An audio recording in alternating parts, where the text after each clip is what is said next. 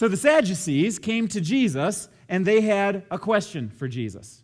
The Sadducees wanted to ask him a catch-22 question about heaven, kind of a lose-lose question, because the Sadducees didn't believe in heaven at all. That's why they were sad, do you see? And so Jesus goes with the Sadducees. They talk to him. They say, okay, here's the scenario. A man marries a woman, and then the guy dies. And according to our law, the woman then gets married to the next guy in line, the younger brother, and they get married. They're married for a little while, and then the guy dies. And she goes to the next brother, and there's 7 brothers. It goes through all of the brothers, and finally, after all 7 brothers die, the wife dies. Here's the question, Jesus. When they get to heaven, who is the woman married to? Jesus doesn't take the bait. Jesus says, don't you guys understand? Those who are considered worthy of taking part in the age to come and in the resurrection from the dead will neither marry nor be given in marriage, and they can no longer die, for they are like the angels.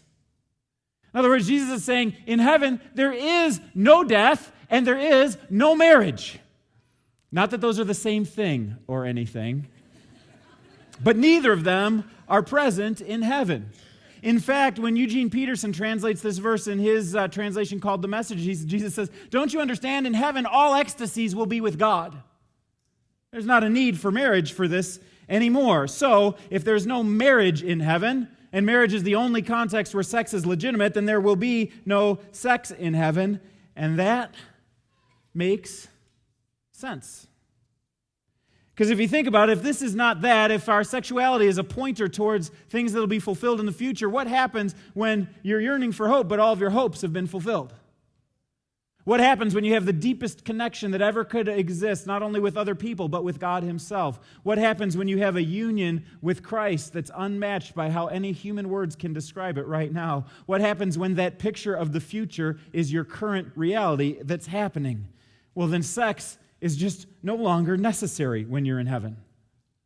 So, college students, sorry for the disappointment here. No sex in heaven. I'm guessing that some of the people here are saying, well, if there's no sex in heaven, is there at least golf? Okay.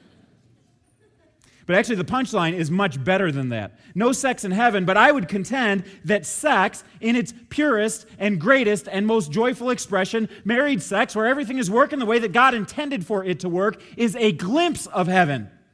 These brief moments of oneness and connection and unity and ecstasy are just a couple of seconds or a couple of minutes that represent how you're going to spend your forever.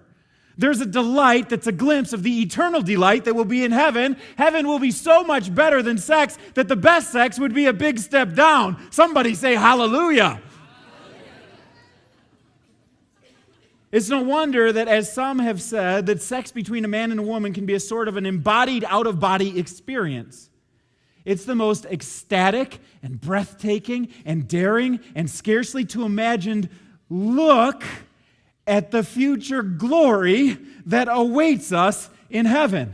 And I think that's what this verse is talking about here. It's not a creepy verse. For this reason, a man will leave his father and mother and be united to his wife, and the two will become one flesh. And this is a profound mystery, but I'm talking about Christ and the church. It's going to be really, really good in heaven, Paul's saying.